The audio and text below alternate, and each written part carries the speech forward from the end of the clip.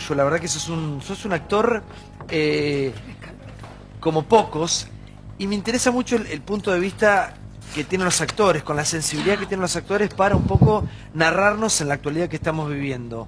Un tipo como vos que viaja por el mundo, que firma en un lado, firma en otro, vas a las entregas de premios. ¿Cómo ves a la Argentina? ¿Cómo nos ven a los argentinos? Bueno, ¿cómo nos veo? Evidentemente nos veo confundido porque que se me pregunte a mí Sí. cómo veo la Argentina es parte de la confusión. Yo no soy politólogo, no soy analista político, no soy sociólogo, no soy historiador, ni siquiera soy militante Sos ciudadano político. igual. Sí, soy un Sí. ciudadano. Bueno, estamos en un momento complicado, en un momento difícil, en una crisis importante. Creo que de todos modos hay un fenómeno mundial, ¿no? Vos me decís que viajo y que sí, es cierto, tengo la inmensa fortuna de poder viajar, de trabajar en el exterior. Por supuesto que hay niveles, hay grados. En España te hablan de la crisis, que vos decís, dámela, ¿no? Todos los argentinos que estamos ahí decimos, dámela a mí esta Claro, crisis, la crisis ¿no? de ellos, Comparado sí. con, claro, Con la nuestra. El grado de bienestar general es muy superior al de la Argentina.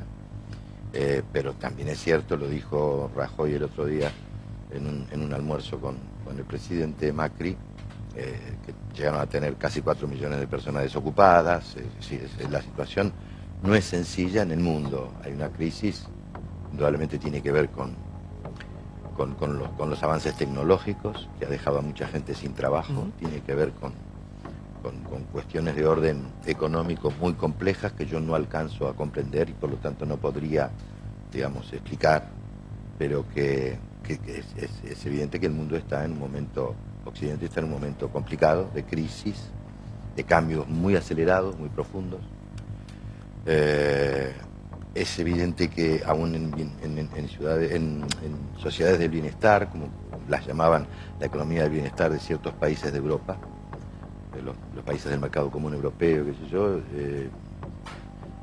el sistema parece no cerrar, digamos, ¿no? Es decir, la concentración de poder económico se ha agrandado mucho en los últimos años, la distribución de la riqueza ha empeorado, digamos, y eso está poniendo en riesgo lo que para mí es más serio, que es la democracia representativa y liberal, que con todos sus defectos, para mí es indudablemente el mejor sistema que hemos inventado de convivencia social y política en el mundo, ¿no? Las demás experiencias ya sabemos lo que fueron. Sí, por favor. A veces se habló mucho de la justicia social, de la justicia distributiva, que después en muchos casos no terminó siendo así, pero se hizo a costa de la libertad individual, a costa de las libertades, a costa de la falta de libertad de prensa. Entonces, a mí me importa mucho la justicia social, pero me importan también las libertades individuales, casi te diría del mismo modo. No estoy dispuesto a sacrificar una por la otra. Y bueno, la crisis de los partidos tradicionales en Europa, incluso, bueno, lo que ha ocurrido en Estados Unidos con un candidato que todo el mundo daba por muerto era antes de que era un chiste y terminó no siendo un chiste. Si hay algo que indudablemente está en crisis, que tiene que ver con los valores tradicionales de la democracia que tanto ha costado, y del bienestar que tanto había costado, y que no sabemos ahora muy bien para dónde va a caer la moneda, ¿no? Y de la Argentina, ¿qué cosas te preocupan? Cuando estás en nuestro país, ¿qué cosas te preocupan? ¿Qué cosas ves que como sociedad no podemos resolver?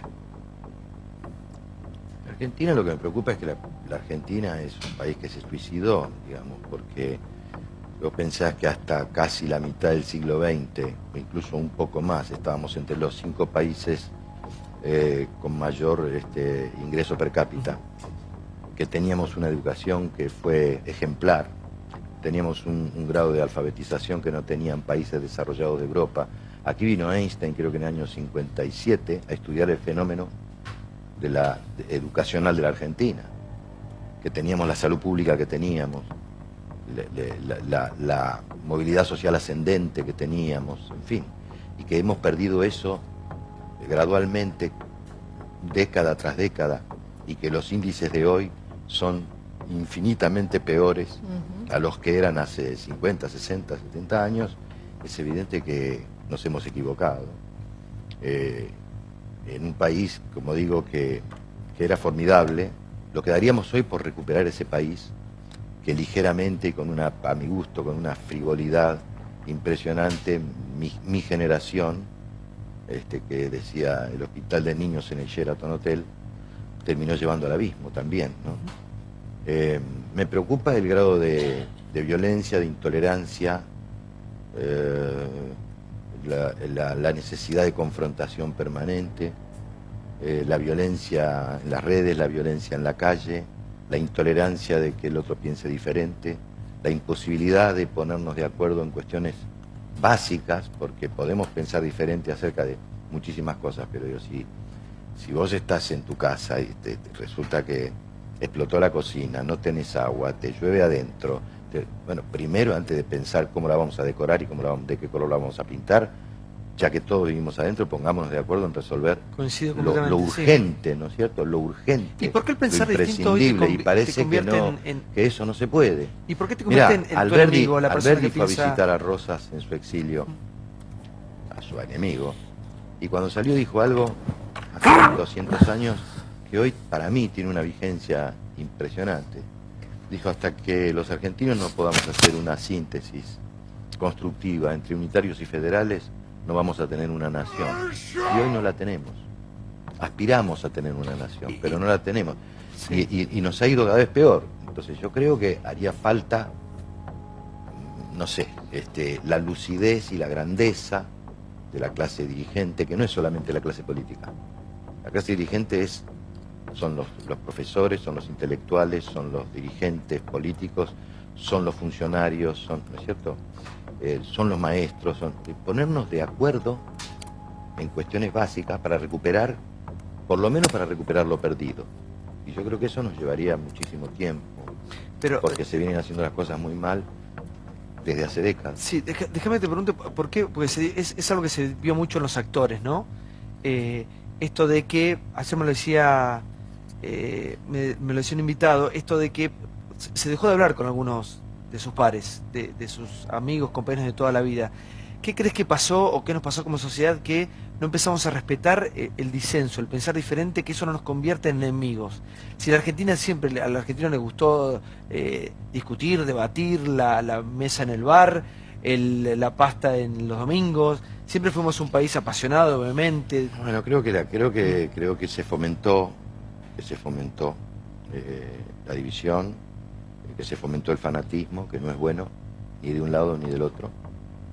Pero me parece que estamos saliendo de eso. A mí no me pasó con compañeros actores. Yo he trabajado con compañeros que estaban en la vereda de enfrente a la que estaba yo, y he tenido una relación de colegas maravillosa. No sé, te puedo decir, por ejemplo, para nombrar a alguien emblemático, Daddy Brieva. Está en la película, Capo, sí.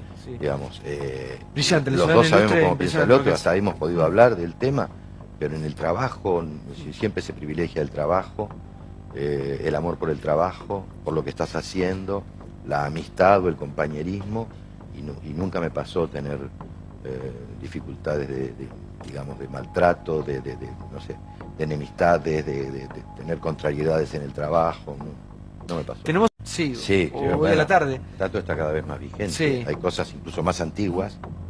Bueno, YouTube está lleno de monólogos de Tato que son, no sé, es terrible, pero es triste. Es triste, sí, muy porque, triste. Por ejemplo, recién ustedes hablaban de la inflación. ¿No? Hay un monólogo famoso de Tato hablando de la cantidad de veces que se le sacaron cero, que se le, a los billetes. Lo tenemos ese por ahí. Es extraordinario, y no deja de tener vigencia nunca. Tristemente, ¿no?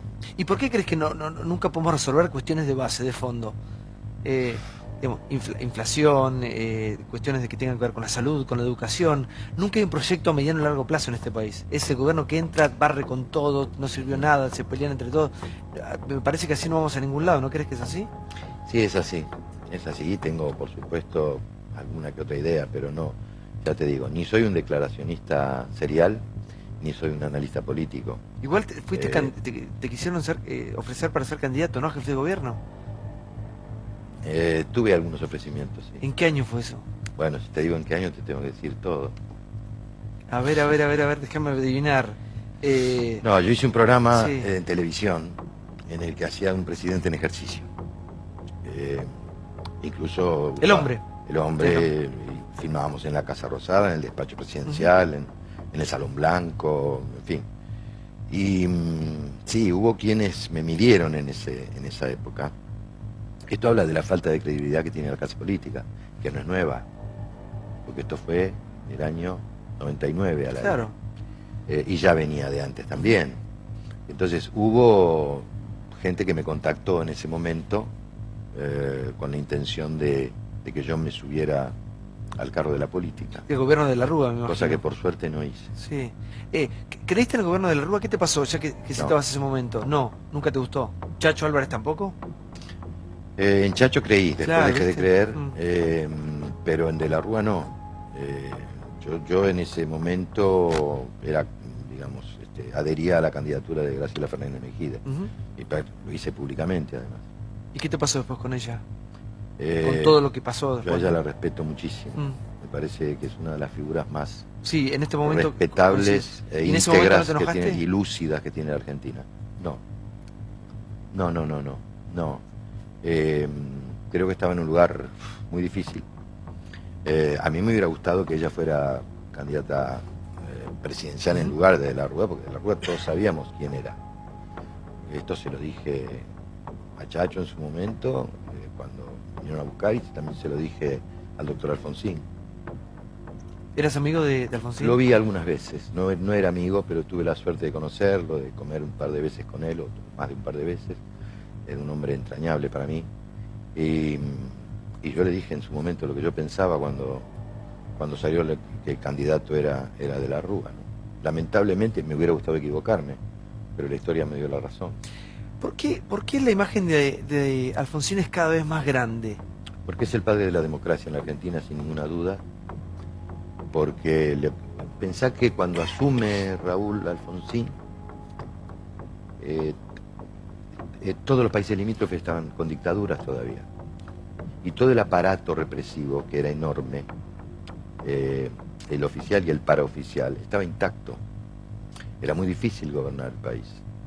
Bueno, de hecho tuvo varios intentos y varias presiones y de golpes de Estado y de los cara pintada, etcétera, etcétera.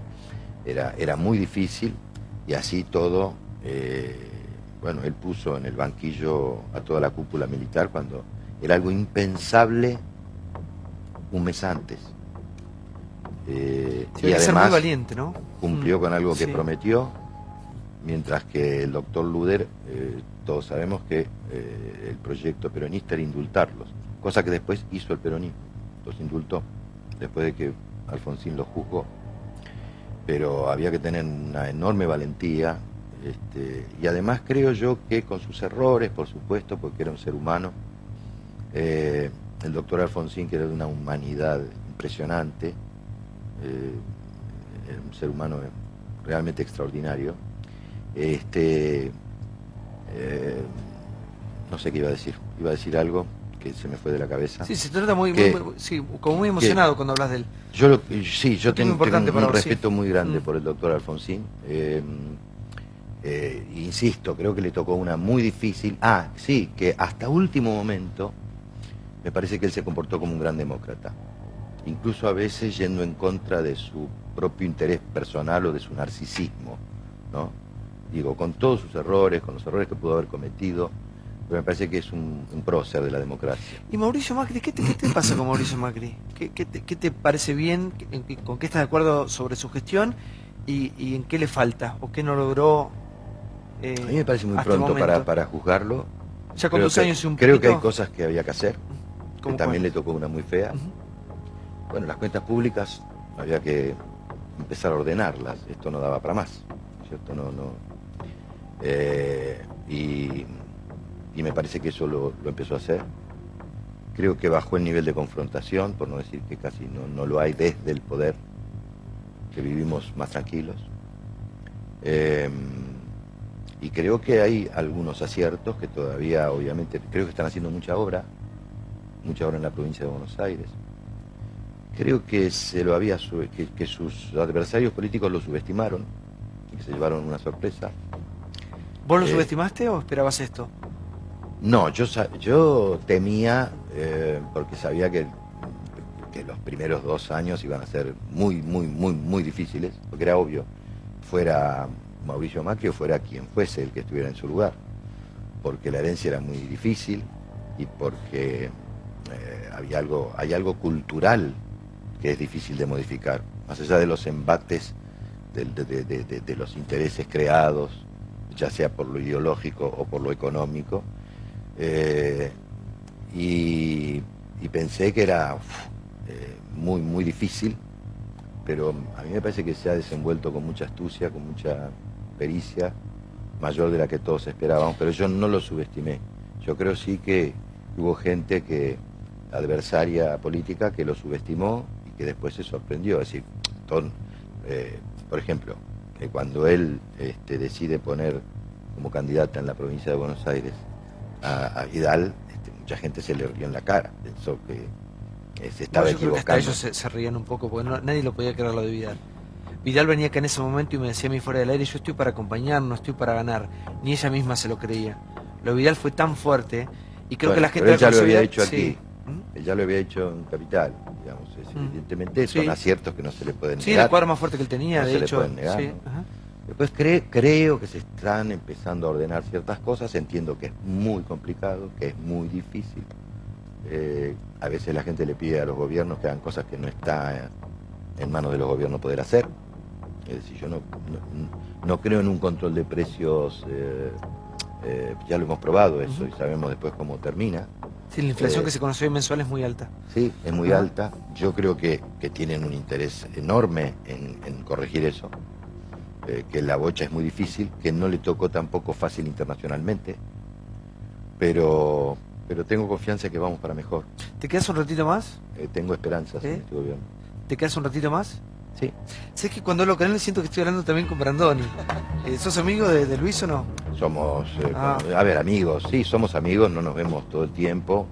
De golpe han pasado muchísimos años en los que yo no lo he visto, no he trabajado con él, pero ¿por qué decís? No, Beto es más...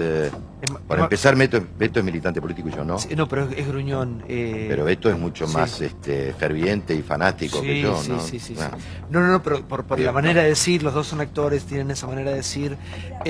¿Qué? El aplomo que tienen, claro. Beto está más adiestrado que yo. No, pero viene acá, se me encapricha por ahí, me hace unas caras como diciendo: mira, pibe, déjame hablar sí. Pero aparte, yo no. No. Con él tengo mucho más confianza, lo puedo cargar un poco más. La primera o la segunda vez que lo veo a Oscar, merece todo mi respeto. Y ahí lo veo en tantas películas. Después le quiero preguntar por Relatos Salvajes, porque para mí el rol que él interpreta en Relatos Salvajes pinta un poco de cuerpo y alma. Mirá que estuvimos hablando de la justicia y de cómo la gente que tiene un poco de guita para zafar, zafa en este país, y él interpreta perfectamente eso. Se queda un ratito con nosotros el gran Oscar Martínez. Antes te quiero contar a vos que en Despegar